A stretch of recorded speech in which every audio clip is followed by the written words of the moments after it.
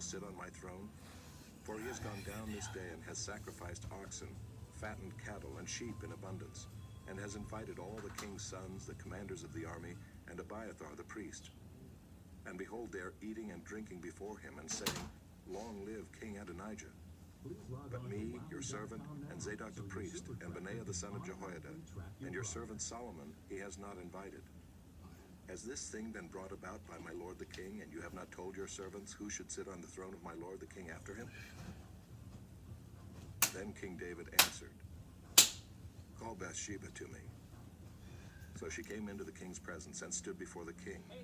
And the king swore, saying, As the Lord lives, who has redeemed my soul out of every adversity, as I swore to you by the Lord, the God of Israel, saying, Solomon your son shall reign after me, and he shall sit on my throne in my place. Even so will I do this day. Then Bathsheba bowed with her face to the ground and paid homage to the king and said, May my lord King David live forever. King David said, Call to me Zadok the priest, Nathan the prophet, and Benaiah the son of Jehoiada. So they came before the king, and the king said to them, Take with you the servants of your lord, and have Solomon my son ride on my own mule, and bring him down to Gihon. And let Zadok the priest and Nathan the prophet there anoint him king over Israel. Then blow the trumpet and say, Long live King Solomon. You shall then come up after him, and he shall come and sit on my throne, for he shall be king in my place. And I have appointed him to be ruler over Israel and over Judah. And Benaiah the son of Jehoiada answered the king, Amen. May the Lord, the God of my lord the king, say so. As the Lord has been with my lord the king, even so may he be with Solomon, and make his throne greater than the throne of my lord King David. So Zadok the priest, Nathan the prophet, and Benaiah the son of Jehoiada, and the Kerethites and the Pelethites went down and had Solomon ride on King David's mule, and brought him to Gihon. There Zadok the priest took the horn of oil from the tent and anointed Solomon. Then they blew the trumpet, and all the people said, Long live King Solomon. And all the people went up after him, playing on pipes and rejoicing with great joy, so that the earth was split by their noise. Adonijah and all the guests who were with him heard it as they finished feasting. And when Joab heard the sound of the trumpet, he said, What does this uproar in the city mean? While he was still speaking, behold, Jonathan the son of Abiathar the priest came. And Adonijah said, Come in, for you are a worthy man, and bring good news. Jonathan answered Adonijah, No, for our lord King David has made Solomon king, and the king has sent with him Zadok the priest, Nathan the prophet, and Benaiah the son of Jehoiada, and the Kerethites and the Pelethites. And they had him ride on the king's mule. And Zadok the priest and Nathan the prophet have anointed him king at Gihon, and they have gone up from there rejoicing, so that the city is in an uproar. This is the noise that you have heard. Solomon sits on the royal throne. Moreover, the king's servants came to congratulate our lord King David, saying, May your God make the name of Solomon more famous than yours, and make his throne greater than your throne. And the king bowed himself on the bed. And the king also said, Blessed be the Lord, the God of Israel, who has granted someone to sit on my throne this day, my own eyes seeing it. Then all the guests of Adonijah trembled and rose, and each went his own way. And Adonijah feared Solomon. So he arose and went and took hold of the horns of the altar. Then it was told Solomon, Behold, Adonijah fears King Solomon, for behold, he has laid hold of the horns of the altar, saying, Let King Solomon swear to me first that he will not put his servant to death with the sword. And Solomon said, If he will show himself a worthy man, not one of his hairs shall fall to the earth. But if wickedness is found in him, he shall die. So King Solomon sent, and they brought him down from the altar. And he came and paid homage to King Solomon. And Solomon said to him, Go to your house. Chapter 2. When David's time to die drew near, he commanded Solomon his son, saying, I am about to go the way of all the earth. Be strong and show yourself a man, and keep the charge of the Lord your God, walking in his ways and keeping his statutes, his commandments, his rules, and his testimonies, as it is written in the law of Moses, that you may prosper in all that you do and wherever you turn, that the Lord may establish his word that he spoke concerning me, saying, if your sons pay close attention to their way, to walk before me in faithfulness with all their heart and with all their soul, you shall not lack a man on the throne of Israel. Moreover, you also know what Joab the son of Zeruiah did to me, how he dealt with the two commanders of the armies of Israel, Abner the son of Ner, and Amasa the son of Jether, whom he killed, avenging in time of peace for blood that had been shed in war, and putting the blood of war on the belt around his waist and on the sandals on his feet. Act therefore according to your wisdom, but do not let his gray head go down to Sheol in peace. But deal loyally with the sons of Barzillai the Gileadite, and let them be among those who eat at your table. For with such loyalty they met me when I fled from Absalom your brother. And there is also with you Shimei the son of Gera the Benjaminite from Bahurim, who cursed me with a grievous curse on the day when I went to Mahanaim. But when he came down to meet me at the Jordan, I swore to him by the Lord, saying, I will not put you to death with the sword. Now therefore do not hold him guiltless, for you are a wise man. You will know what you ought to do to him, and you shall bring his gray head down with blood to Sheol. Then David slept with his fathers and was buried in the city of David. And the time that David reigned over Israel was 40 years. He reigned 7 years in Hebron and 33 years in Jerusalem. So Solomon sat on the throne of David his father, and his kingdom was firmly established. Then Adonijah the son of Haggith came to Bathsheba, the mother of Solomon, and she said, Do you come peacefully? He said, Peacefully. Then he said, I have something to say to you. She said, Speak. He said, You know that the kingdom was mine, and that all Israel fully expected me to reign. However, the kingdom has turned about and become my brother's, for it was his from the Lord. And now I have one request to make of you. Do not refuse me. She said to him, Speak. And he said, Please ask King Solomon, he will not refuse you, to give me Abishag the Shunammite as my wife. Bathsheba said, Very well, I will speak for you to the king. So Bathsheba went to King Solomon to speak to him on behalf of Adonijah. And the king rose to meet her and bowed down to her. Then he sat on his throne and had a seat brought for the king's mother, and she sat on his right. Then she said, I have one small request to make of you. Do not refuse me. And the king said to her, Make your request, my mother, for I will not refuse you. She said, Let Abishag the Shunammite be given to Adonijah your brother as his wife. King Solomon answered his mother, And why do you ask Abishag the Shunammite for Adonijah? Ask for him the kingdom also, for he is my older brother, and on his side are Abiathar the priest, and Joab the son of Zeruiah. Then King Solomon swore by the Lord, saying, God do so to me, and more also, if this word does not cost Adonijah his life. Now therefore, as the Lord lives, who has established me and placed me on the throne of David my father, and who has made me a house as he promised, Adonijah shall be put to death today. So King Solomon sent Benaiah the son of Jehoiada, and he struck him down, and he died. And to Abiathar the priest the king said, Go to Anathoth to your estate, for you deserve death. But I will not at this time put you to death, because you carried the ark of the Lord God before David my father, and because you shared in all my father's affliction. So Solomon expelled Abiathar from being priest to the Lord, thus fulfilling the word of the Lord that he had spoken concerning the house of Eli in Shiloh. When the news came to Joab, for Joab had supported Adonijah, although he had not supported Absalom, Joab fled to the tent of the Lord and caught hold of the horns of the altar. And when it was told King Solomon, Joab has fled to the tent of the Lord, and behold, he is beside the altar, Solomon sent Benaiah the son of Jehoiada, saying, Go, strike him down. So Benaiah came to the tent of the Lord and said to him, The king commands, come out. But he said, No, I will die here. Then Benaiah brought the king word again, saying, Thus said Joab, and thus he answered me. The king replied to him, Do as he has said, strike him down and bury him, and thus take away from me and from my father's house the guilt for the blood that Joab shed without cause. The Lord will bring back his bloody deeds on his own head, because without the knowledge of my father David, he attacked and killed with the sword 2 men more righteous and better than himself, Abner the son of Ner, commander of the army of Israel, and Amasa the son of Jether, commander of the army of Judah. So shall their blood come back on the head of Joab and on the head of his descendants forever.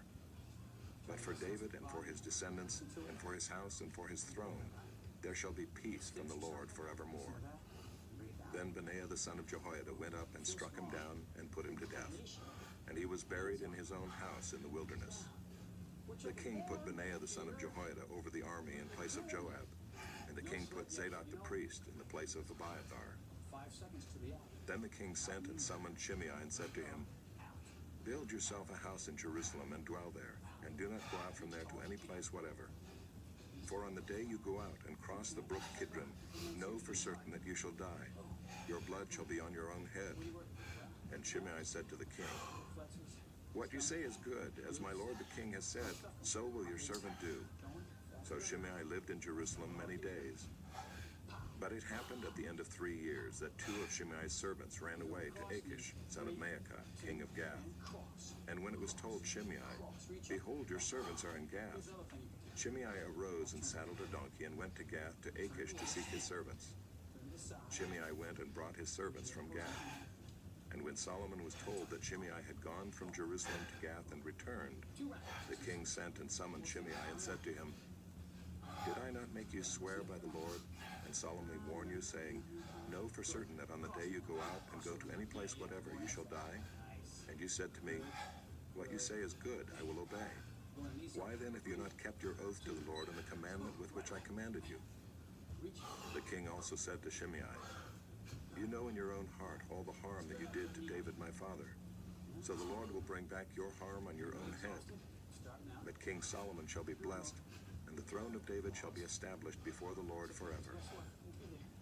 Then the king commanded Benaiah the son of Jehoiada, and he went out and struck him down, and he died.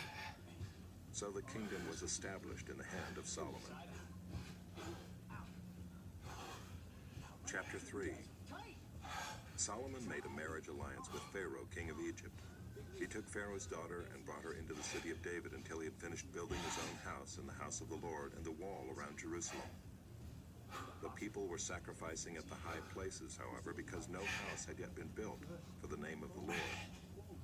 Solomon loved the Lord, walking in the statutes of David his father. Only he sacrificed and made offerings at the high places.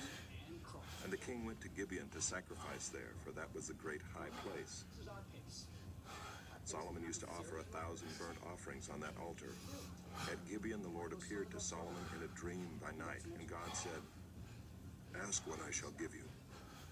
And Solomon said, You have shown great and steadfast love to your servant David my father, because he walked before you in faithfulness, in righteousness, and in uprightness of heart toward you. And you have kept for him this great and steadfast love, and have given him a son to sit on his throne this day. And now, O Lord my God, you have made your servant king in place of David my father, although I am but a little child. I do not know how to go out or come in. And your servant is in the midst of your people whom you have chosen, a great people, too many to be numbered or counted for multitude. Give your servant, therefore, an understanding mind to govern your people, that I may discern between good and evil. For who is able to govern this, your great people? It pleased the Lord that Solomon had asked this. And God said to him, Because you have asked this, and have not asked for yourself long life or riches or the life of your enemies, but have asked for yourself understanding to discern what is right. Behold, I now do according to your word. Behold, I give you a wise and discerning mind, so that none like you has been before you, and none like you shall arise after you. I give you also what you have not asked, both riches and honor, so that no other king shall compare with you all your days. And if you will walk in my ways, keeping my statutes and my commandments, as your father David walked, then I will lengthen your days. And Solomon awoke, and behold, it was a dream. Then he came to Jerusalem and stood before the ark of the covenant of the Lord, and offered up burnt offerings and peace offerings, and made a feast for all his servants. Then 2 prostitutes came to the king and stood before him. The one woman said, Oh, my lord, this woman and I live in the same house, and I gave birth to a child while she was in the house. Then on the 3rd day after I gave birth, this woman also gave birth, and we were alone. There was no one else with us in the house, only we 2 were in the house. this woman's son died in the night because she lay on him. And she arose at midnight and took my son from beside me while your servant slept, and laid him at her breast, and laid her dead son at my breast. When I rose in the morning to nurse my child, behold, he was dead. But when I looked at him closely in the morning, behold, he was not the child that I had borne. But the other woman said, No, the living child is mine, and the dead child is yours. The first said, No, the dead child is yours, and the living child is mine. Thus they spoke before the king. Then the king said, The one says, This is my son that is alive, and your son is dead. And the other says, No, but your son is dead, and my son is the living one. And the king said, Bring me a sword. So a sword was brought before the king. And the king said, Divide the living child in two, and give half to the one and half to the other. Then the woman whose son was alive said to the king, because her heart yearned for her son, Oh, my lord, give her the living child, and by no means put him to death. But the other said, He shall be neither mine nor yours. Divide him. Then the king answered and said, Give the living child to the first woman, and by no means put him to death. She is his mother. And all Israel heard of the judgment that the king had rendered, and they stood in awe of the king, because they perceived that the wisdom of God was in him to do justice. Chapter 4. King Solomon was king over all Israel, and these were his high officials. Azariah the son of Zadok was the priest. Elihoreph and Ahijah the sons of Shisha were secretaries. Jehoshaphat the son of Ahilud was recorder. Benaiah the son of Jehoiada was in command of the army. Zadok and Abiathar were priests. Azariah the son of Nathan was over the officers. Zabad the son of Nathan was priest and king's friend. Ahishar was in charge of the palace, and Adoniram the son of Abda was in charge of the forced labor. Solomon had 12 officers over all Israel, who provided food for the king and his household. Each man had to make provision for 1 month in the year. These were their names: Ben-Hur in the hill country of Ephraim, Ben-Deker in Makaz, Shaalbim, Beth-Shemesh, and Elon Beth-Hanan, Ben-Hesed in Arubath. To him belonged Soko and all the land of Hepher. Ben-Abinadab in all Naphath Dor. He had Taphath, the daughter of Solomon, as his wife. Baanah the son of Ahilud in Taanach, Megiddo and all Beth-Shean that is beside Zarethan below Jezreel, and from Beth-Shean to Abel-Maholah, as far as the other side of Jokmeam. Ben-Geber in Ramoth-Gilead. He had the villages of Jair the son of Manasseh, which are in Gilead, and he had the region of Argob, which is in Bashan, 60 great cities with walls and bronze bars. Ahinadab the son of Iddo in Mahanaim, Ahimaaz in Naphtali. He had taken Basemath the daughter of Solomon as his wife. Baanah the son of Hushai in Asher and Bealoth. Jehoshaphat the son of Paruiah in Issachar. Shimei the son of Elah in Benjamin. Geber the son of Uri in the land of Gilead, the country of Sihon king of the Amorites, and of Og king of Bashan. And there was one governor who was over the land. Judah and Israel were as many as the sand by the sea. They ate and drank and were happy. Solomon ruled over all the kingdoms from the Euphrates to the land of the Philistines and to the border of Egypt. They brought tribute and served Solomon all the days of his life. Solomon's provision for one day was 30 cores of fine flour and 60 cores of meal, 10 fat oxen and 20 pasture-fed cattle, 100 sheep, besides deer, gazelles, roebucks, and fattened fowl. For he had dominion over all the region west of the Euphrates, from Tiphsah to Gaza, over all the kings west of the Euphrates. And he had peace on all sides around him. Judah and Israel lived in safety, from Dan even to Beersheba, every man under his vine and under his fig tree, all the days of Solomon. Solomon also had 40,000 stalls of horses for his chariots, and 12,000 horsemen. And those officers supplied provisions for King Solomon and for all who came to King Solomon's table, each one in his month. They let nothing be lacking. Barley also and straw for the horses and swift steeds they brought to the place where it was required, each according to his duty. And God gave Solomon wisdom and understanding beyond measure, and breadth of mind like the sand on the seashore. so that Solomon's wisdom surpassed the wisdom of all the people of the east and all the wisdom of Egypt. For he was wiser than all other men, wiser than Ethan the Ezrahite, and Heman, Calcol, and Darda the sons of Mahol, and his fame was in all the surrounding nations. He also spoke 3,000 proverbs, and his songs were 1,005. He spoke of trees, from the cedar that is in Lebanon to the hyssop that grows out of the wall. He spoke also of beasts, and of birds, and of reptiles, and of fish. And people of all nations came to hear the wisdom of Solomon, and from all the kings of the earth who had heard of his wisdom. Chapter 5. Now Hiram, king of Tyre, sent his servants to Solomon when he heard that they had anointed him king in place of his father, for Hiram always loved David. And Solomon sent word to Hiram, "You know that David my father could not build a house for the name of the Lord his God because of the warfare with which his enemies surrounded him, until the Lord put them under the soles of his feet. But now the Lord my God has given me rest on every side. There is neither adversary nor misfortune. And so I intend to build a house for the name of the Lord my God, as the Lord said to David my father, your son, whom I will set on your throne in your place, shall build the house for my name. Now therefore command that cedars of Lebanon be cut for me, and my servants will join your servants, and I will pay you for your servants such wages as you set, for you know that there is no one among us who knows how to cut timber like the Sidonians." As soon as Hiram heard the words of Solomon, he rejoiced greatly and said, "Blessed be the Lord this day, who has given to David a wise son to be over this great people." And Hiram sent to Solomon, saying, "I have heard the message that you have sent to me. I am ready to do all you desire in the matter of cedar and cypress timber. My servant shall bring it down to the sea from Lebanon, and I will make it into rafts to go by sea to the place you direct. And I will have them broken up there, and you shall receive it. And you shall meet my wishes by providing food for my household." So Hiram supplied Solomon with all the timber of cedar and cypress that he desired, while Solomon gave Hiram 20,000 cores of wheat as food for his household, and 20,000 cores of beaten oil.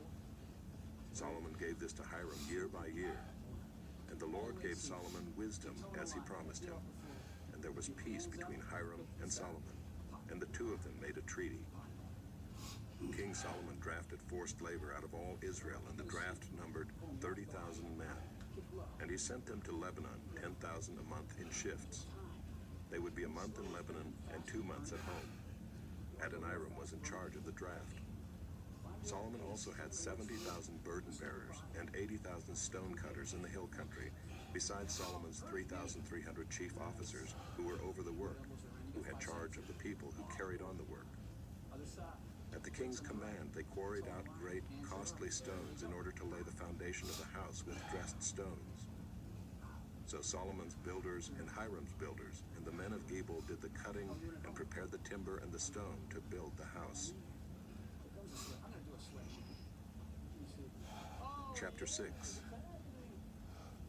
In the 480th year after the people of Israel came out of the land of Egypt, in the 4th year of Solomon's reign over Israel, in the month of Ziv, which is the 2nd month, he began to build the house of the Lord. The house that King Solomon built for the Lord was 60 cubits long, 20 cubits wide, and 30 cubits high. The vestibule in front of the nave of the house was 20 cubits long, equal to the width of the house, and 10 cubits deep in front of the house. And he made for the house windows with recessed frames. He also built a structure against the wall of the house, running around the walls of the house, both the nave and the inner sanctuary. And he made side chambers all around. The lowest story was 5 cubits broad, the middle one was 6 cubits broad, and the third was 7 cubits broad. For around the outside of the house he made offsets on the wall in order that the supporting beams should not be inserted into the walls of the house. When the house was built, it was with stone prepared at the quarry, so that neither hammer nor axe nor any tool of iron was heard in the house while it was being built. The entrance for the lowest story was on the south side of the house, and one went up by stairs to the middle story, and from the middle story to the third. So he built the house and finished it, and he made the ceiling of the house of beams and planks of cedar. He built the structure against the whole house, 5 cubits high, and it was joined to the house with timbers of cedar. Now the word of the Lord came to Solomon. concerning this house that you are building, if you will walk in my statutes and obey my rules and keep all my commandments and walk in them, then I will establish my word with you, which I spoke to David your father. And I will dwell among the children of Israel and will not forsake my people Israel. So Solomon built the house and finished it. He lined the walls of the house on the inside with boards of cedar. From the floor of the house to the walls of the ceiling, he covered them on the inside with wood, and he covered the floor of the house with boards of cypress. He built 20 cubits of the rear of the house with boards of cedar from the floor to the walls, and he built this within as an inner sanctuary, as the most holy place. The house, that is, the nave in front of the inner sanctuary, was 40 cubits long. The cedar within the house was carved in the form of gourds and open flowers. All was cedar, no stone was seen. The inner sanctuary he prepared in the innermost part of the house to set there the ark of the covenant of the Lord. The inner sanctuary was 20 cubits long, 20 cubits wide, and 20 cubits high, and he overlaid it with pure gold. He also overlaid an altar of cedar. And Solomon overlaid the inside of the house with pure gold, and he drew chains of gold across in front of the inner sanctuary, and overlaid it with gold. And he overlaid the whole house with gold, until all the house was finished. Also the whole altar that belonged to the inner sanctuary he overlaid with gold. In the inner sanctuary he made 2 cherubim of olive wood, each 10 cubits high. 5 cubits was the length of one wing of the cherub, and 5 cubits the length of the other wing of the cherub. It was 10 cubits from the tip of one wing to the tip of the other. The other cherub also measured 10 cubits. Both cherubim had the same measure and the same form. The height of one cherub was 10 cubits, and so was that of the other cherub.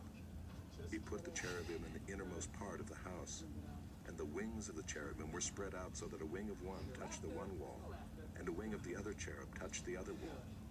Their other wings touched each other in the middle of the house, and he overlaid the cherubim with gold.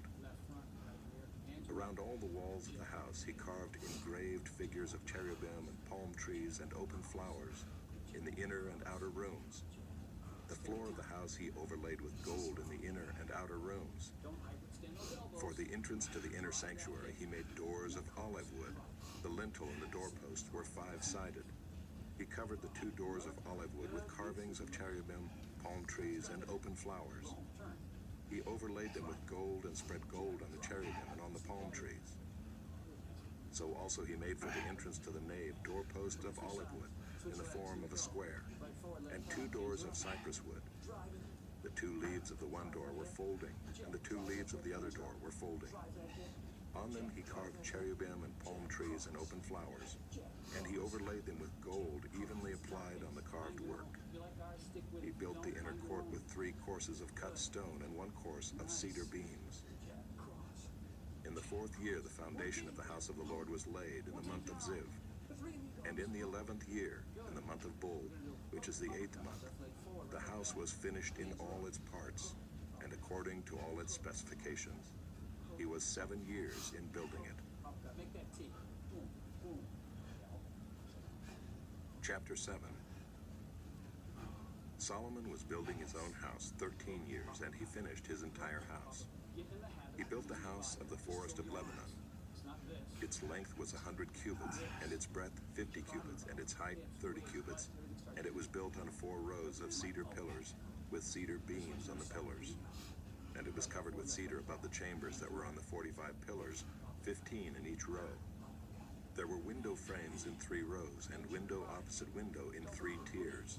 All the doorways and windows had square frames, and window was opposite window in 3 tiers. And he made the hall of pillars. Its length was 50 cubits, and its breadth 30 cubits. There was a porch in front with pillars, and a canopy in front of them. And he made the hall of the throne, where he was to pronounce judgment, even the hall of judgment. It was finished with cedar from floor to rafters.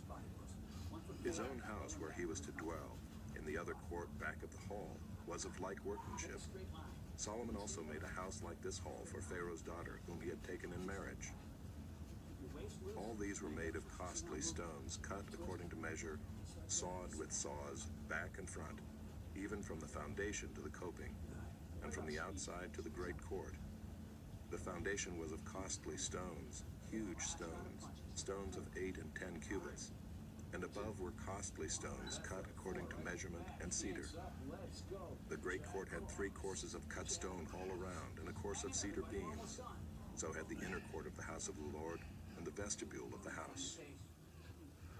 And King Solomon sent and brought Hiram from Tyre. He was the son of a widow of the tribe of Naphtali, and his father was a man of Tyre, a worker in bronze. And he was full of wisdom, understanding, and skill for making any work in bronze. He came to King Solomon and did all his work. He cast 2 pillars of bronze. 18 cubits was the height of one pillar, and a line of 12 cubits measured its circumference. It was hollow, and its thickness was 4 fingers. The second pillar was the same. He also made 2 capitals of cast bronze to set on the tops of the pillars. The height of the one capital was 5 cubits, and the height of the other capital was 5 cubits. There were lattices of checker work with wreaths of chain work for the capitals on the tops of the pillars, a lattice for the one capital, and a lattice for the other capital. Likewise, he made pomegranates in 2 rows around the one lattice work to cover the capital that was on the top of the pillar, and he did the same with the other capital. Now the capitals that were on the tops of the pillars in the vestibule were of lily work, 4 cubits.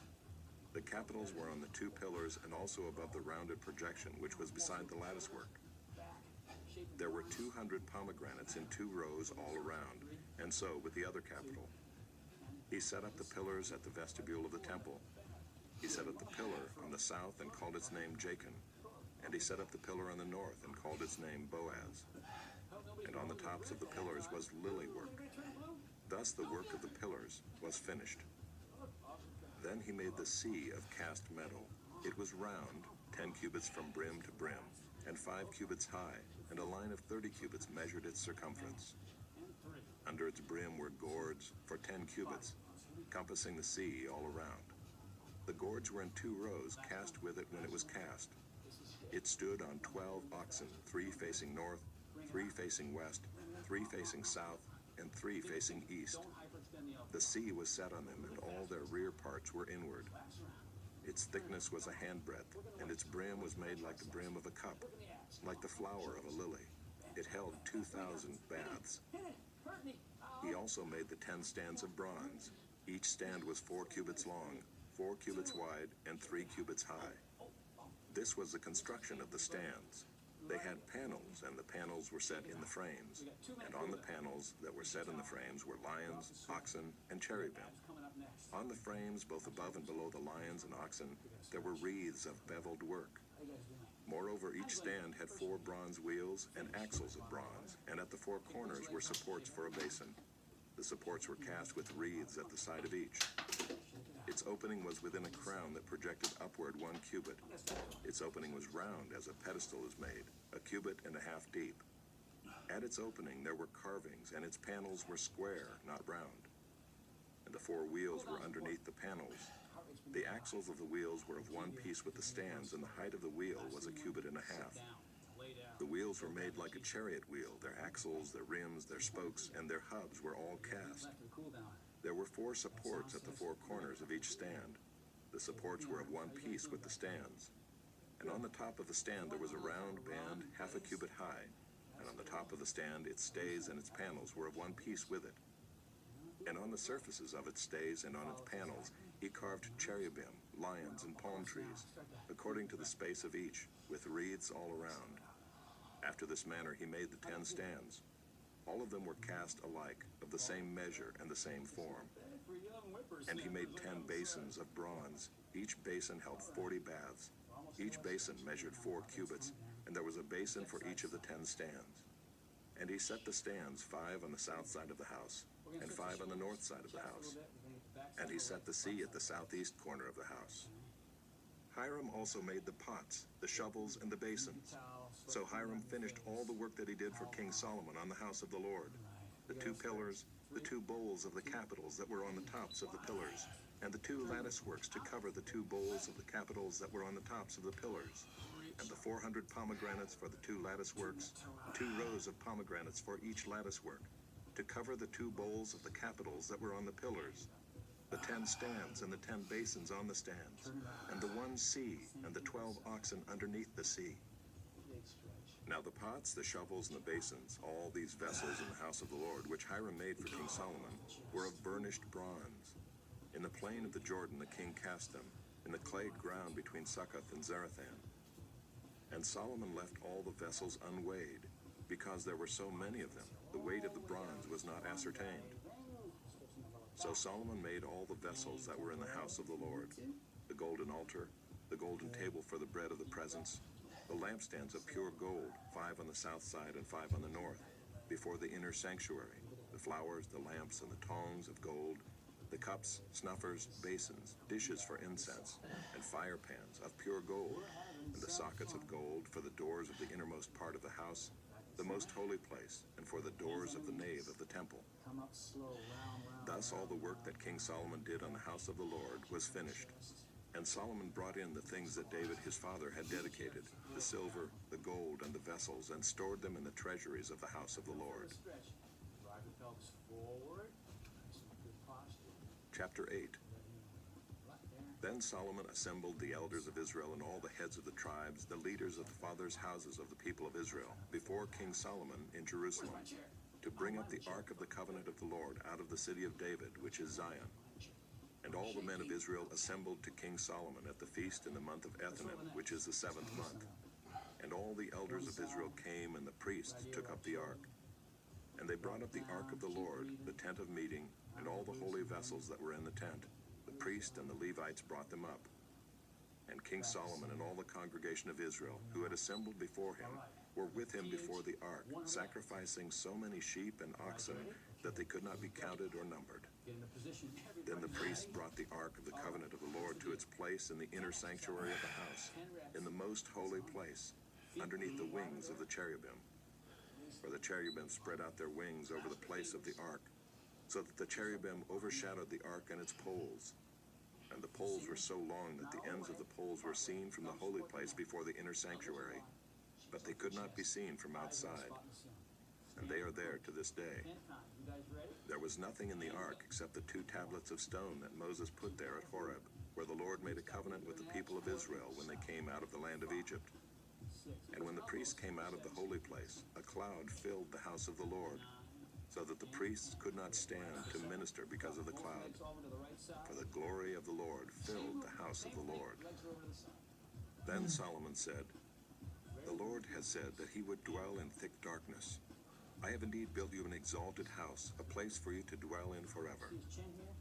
Then the king turned around and blessed all the assembly of Israel, while all the assembly of Israel stood. And he said, "Blessed be the Lord, the God of Israel, who with his hand has fulfilled what he promised with his mouth to David my father, saying, 'Since the day that I brought my people Israel out of Egypt, I chose no city out of all the tribes of Israel in which to build a house, that my name might be there. But I chose David to be over my people Israel.'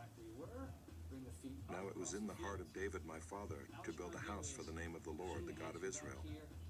But the Lord said to David my father, 'Whereas it was in your heart to build a house for my name, you did well that it was in your heart. Nevertheless, you shall not build the house, but your son, who shall be born to you, shall build the house for my name.' Now the Lord has fulfilled his promise that he made. For I have risen in the place of David my father, and sit on the throne of Israel, as the Lord promised, and have built the house for the name of the Lord, the God of Israel. And there I have provided a place for the ark, in which is the covenant of the Lord that he made with our fathers, when he brought them out of the land of Egypt." Then Solomon stood before the altar of the Lord in the presence of all the assembly of Israel, and spread out his hands toward heaven, and said, "O Lord God of Israel, there is no God like you, in heaven above or on earth beneath, keeping covenant and showing steadfast love to your servants who walk before you with all their heart. You have kept with your servant David my father what you declared to him. You spoke with your mouth, and with your hand have fulfilled it this day. Now therefore, O Lord, God of Israel, keep for your servant David my father what you have promised him, saying, 'You shall not lack a man to sit before me on the throne of Israel, if only your sons pay close attention to their way, to walk before me as you have walked before me. Now therefore, O God of Israel, let your word be confirmed, which you have spoken to your servant David my father. But will God indeed dwell on the earth? Behold, heaven and the highest heaven cannot contain you. How much less this house that I have built? Yet have regard to the prayer of your servant and to his plea, O Lord my God, listening to the cry and to the prayer that your servant prays before you this day, that your eyes may be open night and day toward this house, the place of which you have said, my name shall be there, that you may listen to the prayer that your servant offers toward this place, and listen to the plea of your servant and of your people Israel when they pray toward this place. And listen in heaven your dwelling place, and when you hear, forgive. If a man sins against his neighbor and is made to take an oath and comes and swears his oath before your altar in this house, then hear in heaven and act and judge your servants, condemning the guilty by bringing his conduct on his own head, and vindicating the righteous by rewarding him according to his righteousness. When your people Israel are defeated before the enemy because they have sinned against you, and if they turn again to you and acknowledge your name, and pray and plead with you in this house, then hear in heaven and forgive the sin of your people Israel, and bring them again to the land that you gave to their fathers. When heaven is shut up and there is no rain because they have sinned against you, if they pray toward this place and acknowledge your name and turn from their sin when you afflict them, then hear in heaven and forgive the sin of your servants, your people Israel, when you teach them the good way in which they should walk, and grant rain upon your land, which you have given to your people as an inheritance. If there is famine in the land, if there is pestilence or blight or mildew or locust or caterpillar, if their enemy besieges them in the land at their gates, whatever plague, whatever sickness there is, whatever prayer, whatever plea is made by any man or by all your people Israel, each knowing the affliction of his own heart, and stretching out his hands toward this house, then hear in heaven your dwelling place, and forgive and act, and render to each whose heart you know, according to all his ways, for you only know the hearts of all the children of mankind, that they may fear you all the days that they live in the land that you gave to our fathers. Likewise, when a foreigner who is not of your people Israel comes from a far country for your name's sake, for they shall hear of your great name and your mighty hand, and of your outstretched arm, when he comes and prays toward this house, hear in heaven your dwelling place, and do according to all for which the foreigner calls to you,